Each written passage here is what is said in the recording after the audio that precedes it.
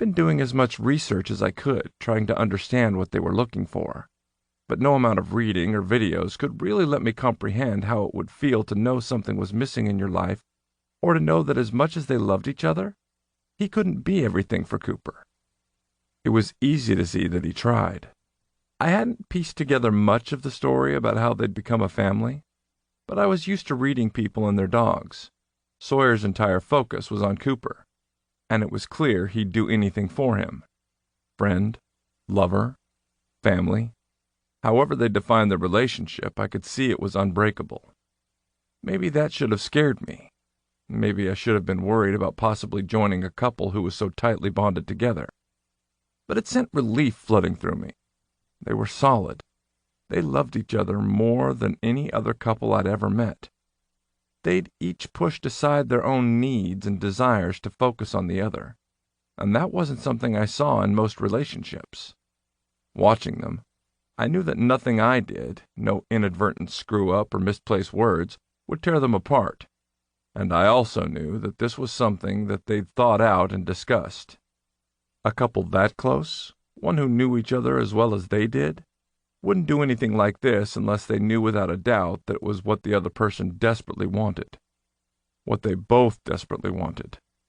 Sawyer was quiet, but either he was starting to let his guard down, or I was getting better at reading him, because I could see a warmth to him and something seemed to have settled in him. We were taking it slow, and I knew we weren't at a point where I could ask, but everything in me wanted to know what was going through his mind. Cooper broke the silence by sighing, and we both looked over to see his elbows on the table and his face cradled in his hands. "All you two need is a bowl of spaghetti. It's just so cute I want popcorn." I was lost. Sawyer took pity on me. "Lady and the Tramp. He's seen it like 1,000 times." Oh. It had been years since I'd seen the movie, but it came flooding back, and I gave Cooper a long look with one eyebrow raised.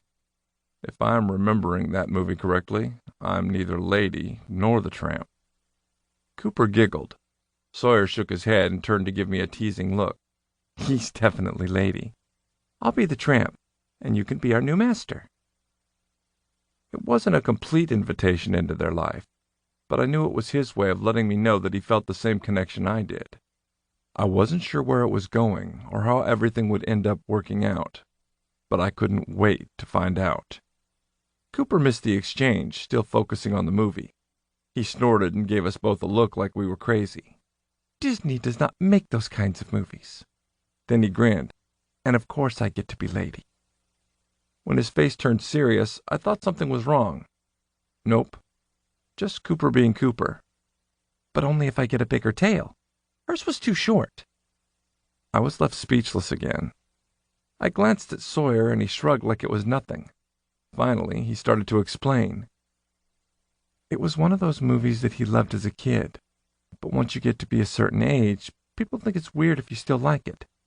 So when we started living together and he finally told me about the puppy play stuff, it was the first present I bought for him." Cooper was grinning ear to ear.